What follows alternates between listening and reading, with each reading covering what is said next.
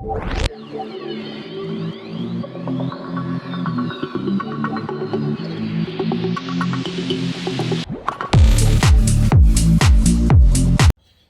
dia pessoal, hoje que vai ser a inauguração de fato do canal, eu vou tentar trazer para vocês o review que eu tinha prometido do Samsung Book na versão 2021. Se ficar faltando algum detalhe ou tiverem qualquer dúvida que não esteja no review, é só perguntar que eu tento responder sempre que possível, tá ok? Espero que gostem. Eu acho que o problema maior é que ele é muito bonito à primeira vista, a beleza dele chama atenção, mas a Samsung falou tanto do design premium no marketing que para mim, né, ela me fez esperar uma coisa melhor do que ele realmente é.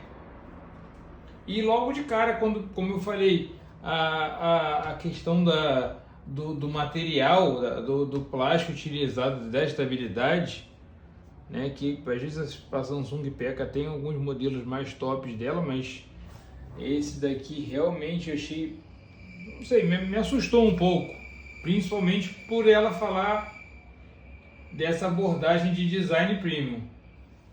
E assim, eu acho que você às vezes assumir o plástico, fazer uma construção bem feita com plástico, como é o caso do Flash F30 também da Samsung, né?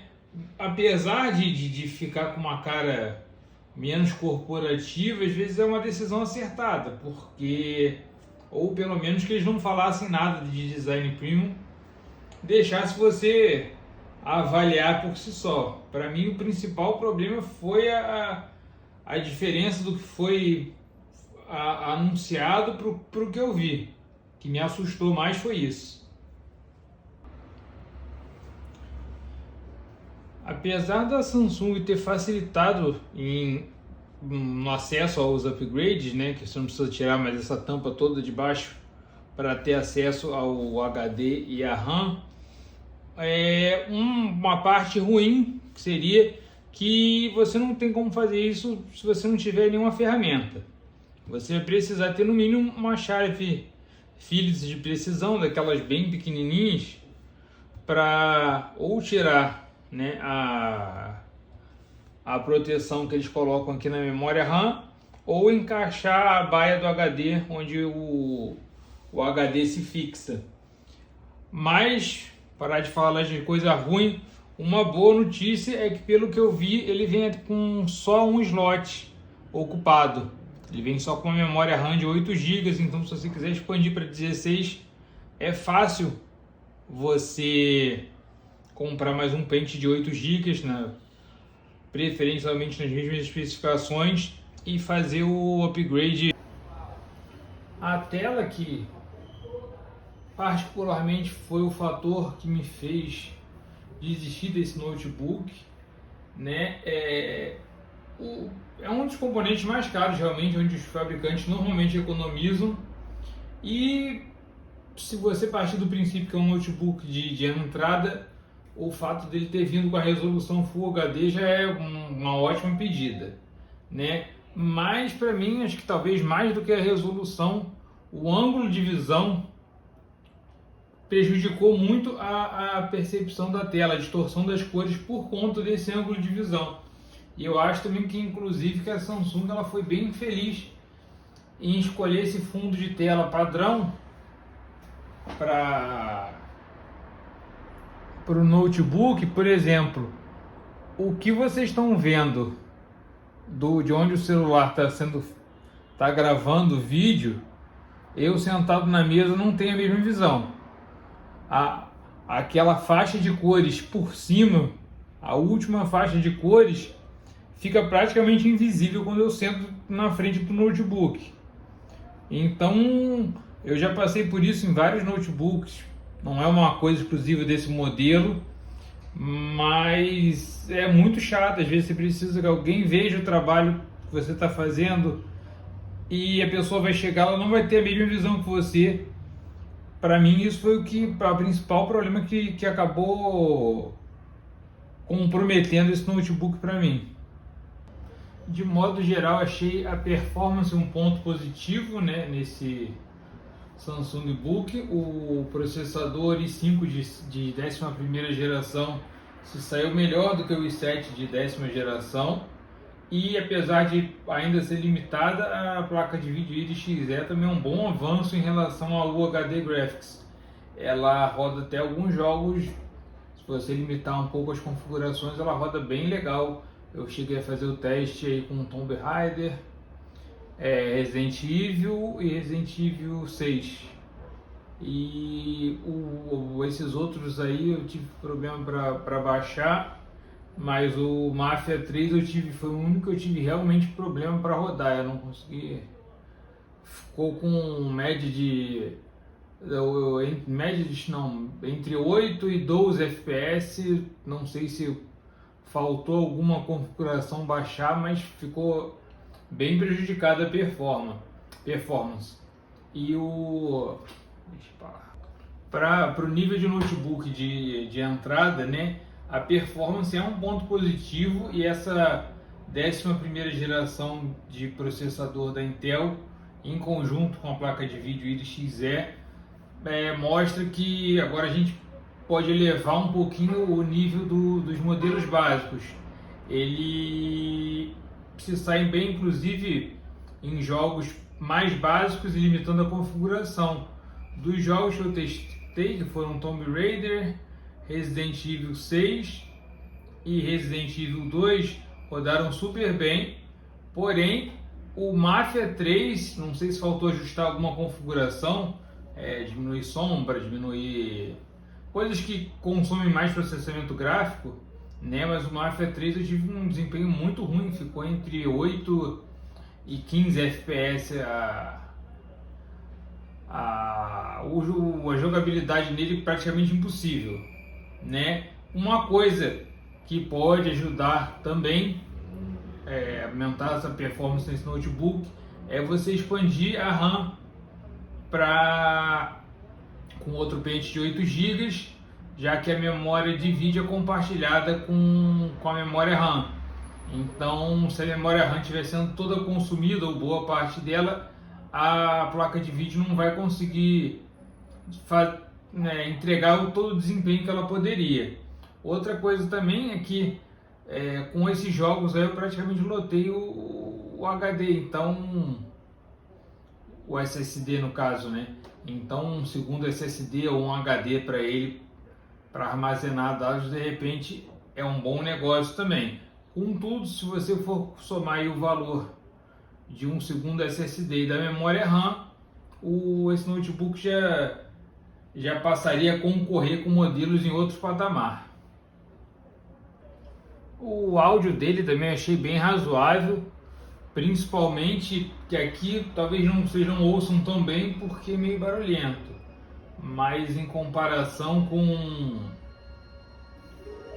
o Samsung Galaxy Book Ion que eu tive, o áudio desse daí me pareceu mais alto, por incrível que pareça. Mas a gente ainda tem modelos aí no mercado que conseguem entregar com a mesma qualidade, pelo menos, e um volume maior. A Samsung podia ter trazido um ajuste mais alto de fábrica que proporcionasse você ouvir as coisas com mais nitidez num ambiente não tão silencioso.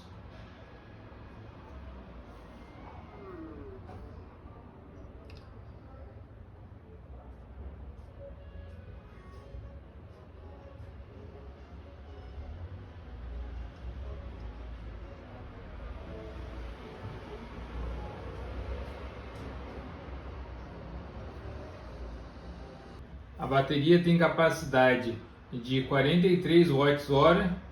No caso, a minha veio retendo ainda uma capacidade de 44 Wh, né?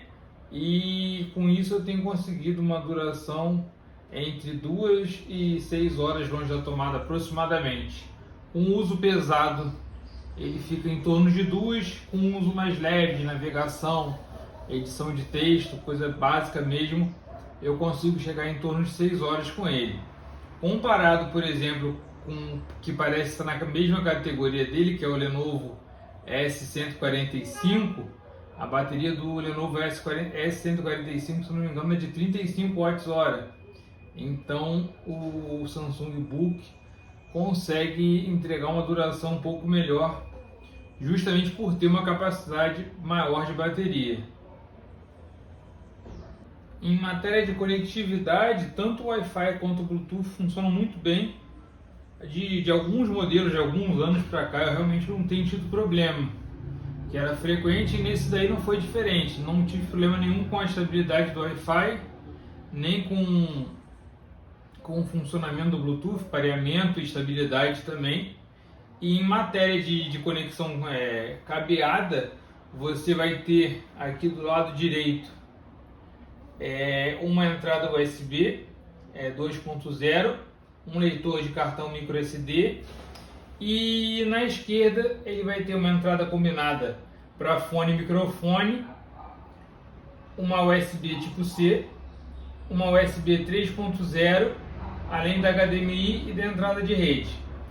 A única coisa que eu lamentei nesse conjunto de entrada deles, que é bem variado, é que não é possível carregar esse notebook através da porta USB tipo C, como alguns permitem. Tentei inclusive com carregadores de maior potência que eu uso para carregar meu outro notebook, e ele não apresenta nenhum sinal de carga.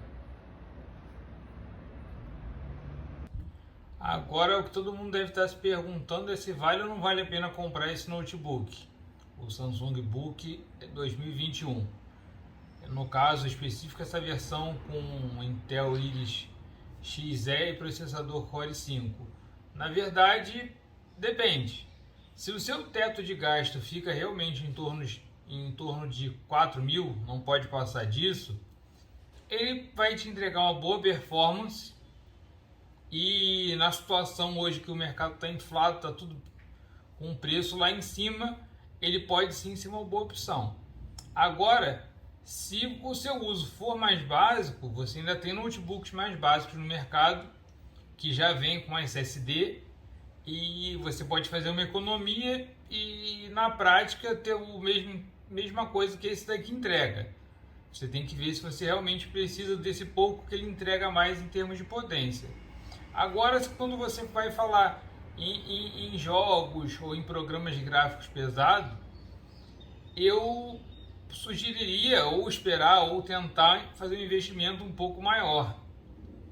Por menos de R$1.000 a mais do que esse modelo, não é difícil você encontrar um modelo já com placa de vídeo dedicada, ou mesmo se o seu uso for leve, mas você tiver um pouco mais de dinheiro para investir, de repente compensa investir em um notebook com melhor acabamento, teclado iluminado e tela de melhor qualidade. O meu caso específico, esse notebook não comprei para mim. Eu tinha um Galaxy Book i1 e esse notebook eu tinha comprado para minha mãe. Como eu ia vender o Galaxy Book i1 por cerca de 5.000, eu preferi arcar com a diferença no valor, dar o Galaxy Book i1 para ela e não ficar com esse daí.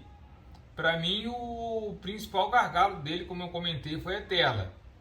Eu acho que é uma deficiência que incomoda muito. Obviamente, modelos como o LG Gram, por exemplo, assim como o Galaxy Book i1, vão apresentar alguns detalhes diferentes, inclusive uma performance. Os dois modelos que eu citei têm uma performance um pouco inferior, mas para um uso básico o detalhe como a tela, teclado iluminado, design, acabamento, eles vão proporcionar uma maior durabilidade e um uso mais confortável. Também tem alguns notebook gamer, como um que eu anotei aqui, comentaram para mim, o Lenovo L340, que ficam nessa faixa de preço também. Encontrei já um Acer também, na faixa de preço de R$1.000 até R$1.000 a mais do que esse daí. Inclusive esse Acer ele traz um HD e mais SSD.